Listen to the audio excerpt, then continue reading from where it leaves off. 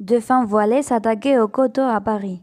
Deux femmes ont été mises en examen pour violence volontaire, accompagnées de propos racistes qu'elles contestent après l'agression au couteau près de la Tour Eiffel de deux femmes voilées. Les deux suspectés ont été mis en examen mercredi soir pour violence aggravée par la réunion, l'usage d'une arme, l'état d'ivresse et les propos à caractère raciste. L'autrice présumée des coupes de couteau a été placée en détention provisoire et son ami laissé libre sous contrôle judiciaire. Professeur décapité à Conflans-Santorin.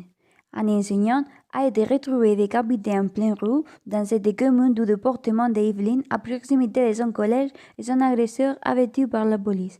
Samuel Paty, quadragénaire et père de famille, enseignait l'histoire-géographie au collège du Bois d'Aulne, un quartier pavillonnaire calme de Conflans-Santorin. Ce professeur avait montré des caricatures de Mahomet pendant son cours de liberté d'expression.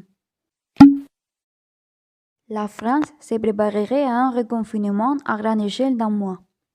Face à l'augmentation exponentielle du nombre de cas d'infection et au risque de saturation des services de réanimation à brève échéance, le gouvernement prépare depuis plusieurs jours l'opinion à des décisions difficiles. Selon plusieurs médias, l'hypothèse privilégiée est celle d'un confinement national de 4 semaines qui n'épargnerait que les écoles et collèges et une partie seulement des commerces.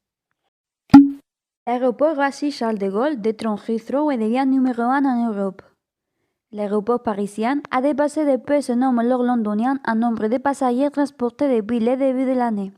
La cause serait la quarantaine imposée par le Royaume-Uni aux visiteurs de nombreux pays pour lutter contre l'épidémie de Covid-19. L'Arc de Triomphe évacué pendant 1 heure après une alerte à la bombe ce mardi. Peu après 6 heures, une alerte à la bombe est parvenue à l'Arc de Triomphe. Le monument, ouvert au public, a été aussitôt évacué et un large périmètre de sécurité a été mis en place autour du rond-point de la Toile avec l'interruption de la circulation sur les hauts des Champs-Élysées. Sans que les deux incidents soient liés, un sac de munitions a été découvert quasi simultanément sur les champs de Mars. Hautes-Alpes. Un adolescent reconnaît avoir tué sa mère, ex-patron du renseignement territorial.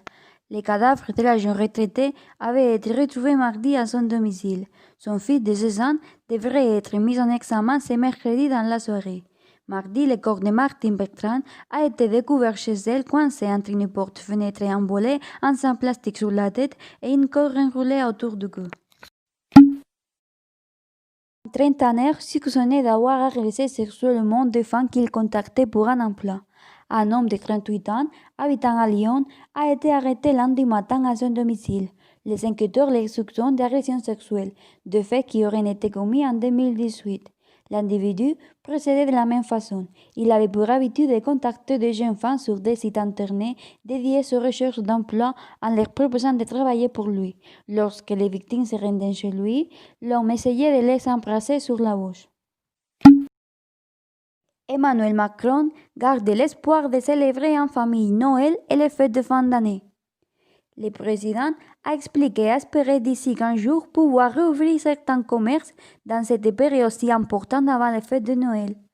Lors de son allocution, ce mercredi soir, Emmanuel Macron a glissé qu'il cultivait l'espoir de célébrer en famille ces moments si précieux de Noël et des fêtes de fin d'année.